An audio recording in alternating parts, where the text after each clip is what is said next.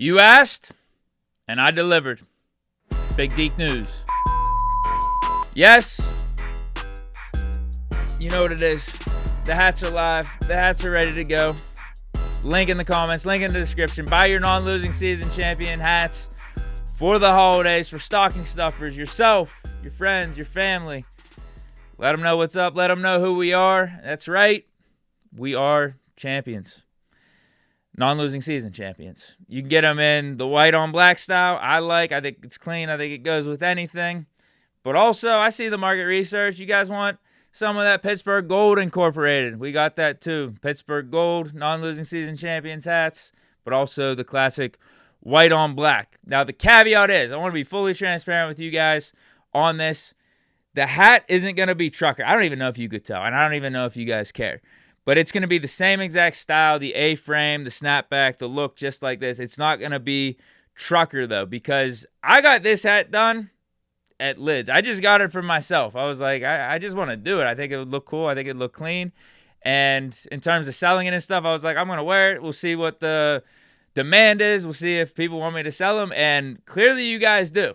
The demand is definitely there. The comments, both on YouTube and Instagram, are saying like, yo, I want this hat. Let me get this hat. So initially, I was going to do like a pre-order and take the orders, get them in from a wholesaler, and then ship them to you. But I was like, damn, that's going to take way too long and be way too inefficient. So I figured out a way I could get you these hats, like shipped to you right off the website. It's just, again, not going to be in like the trucker style, but it is the same style. It's the A-frame, it's the snapback, all that stuff. It is a good hat. I looked it up, did my research. I was working my ass off trying to figure this shit out for you guys yesterday. But I also want to be fully transparent in like the whole process with all this. Like, this is very impromptu. This is my first time trying to do something like this and sell some like legit merch. I figure transparency is the best way because I haven't touched these hats that I'm going to sell to you guys just yet. So if you want to wait till I get them, go ahead, feel free to. But if you feel like the message needs to be out there sooner rather than later, you want to get your hands on these as soon as possible, the link is live. But that's that. Let's get to the show, I guess. I'm more excited about the hats than talking about anything on this show today, to be honest with you. Maybe we just cut it off right now. Tomlin did a press conference yesterday. This is something that's being discussed on social media a lot. He was asked by a reporter about the infamous play where the Bears were running 4 verticals. They had 3 guys on one side and were doing a cover 3, which is a big no-no for a defense in that situation. And here's what he had to say. The situation of the 25-yard more touchdown we ran up the seam against you guys, it was trips right, 4 verticals. Is that a situation where you have to check out of the cover 3 zone? I am not going to peel back the layers of how we function from a schematic standpoint, although I am impressed by the depth of your question. I like the question. I mean, Tomlin's response was smart here, though, too. But maybe sometimes it's just better to be simple and say, yeah, kind of fucked that up or kind of messed that up. It was bad on our end there. Because, dude, I even know from Madden in that type of situation, if I'm in the trips in the shotgun and you're running a zone, especially a cover 3 zone, bro, I'm loving that. I don't know how many times. You guys remember whenever I play Madden, I do that.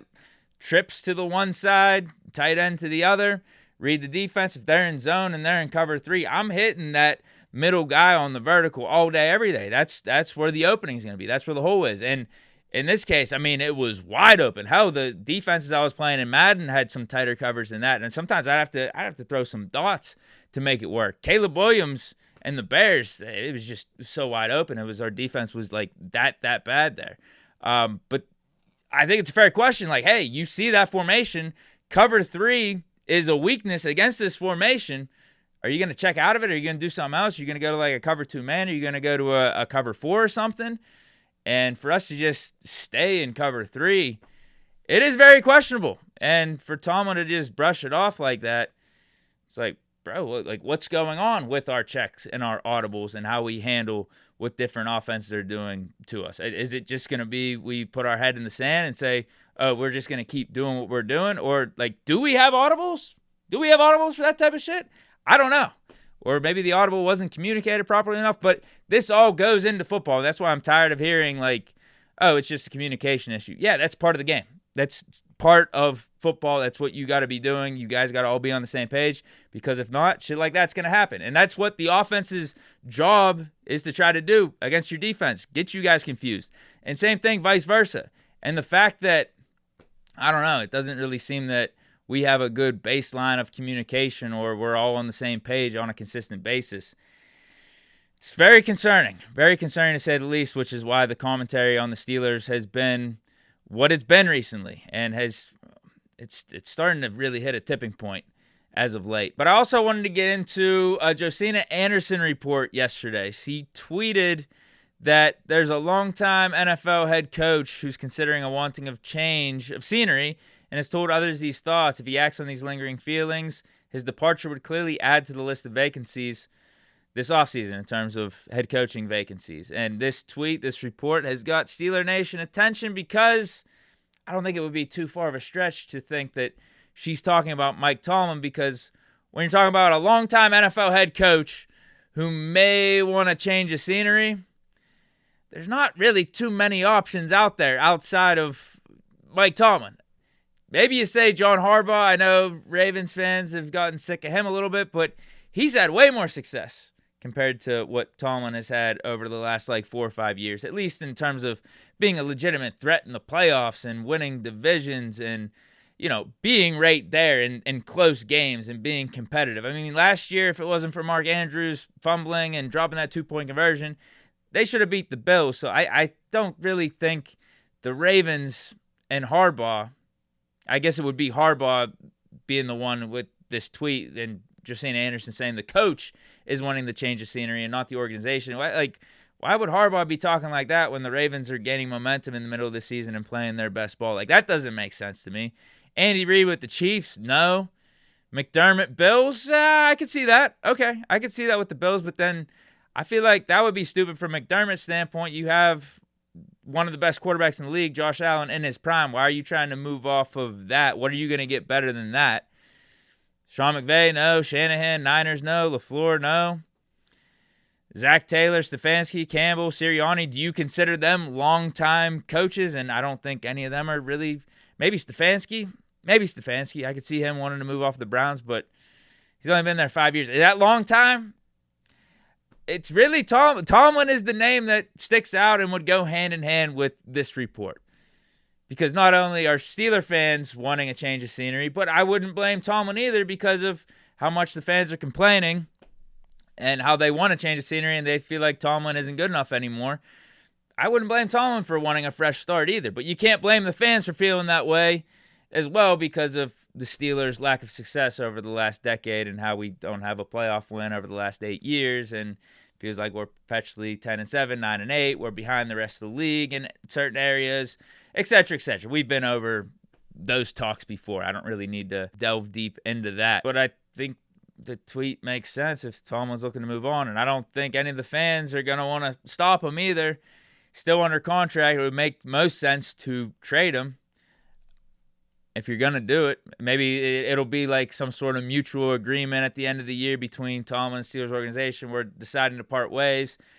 Tomlin's going to look for a new opportunity. We've given him the chance to speak with other teams, and then we'll do business after and see what the draft pick trade package would have to be to move Tomlin to another squad. That's how I could see it going.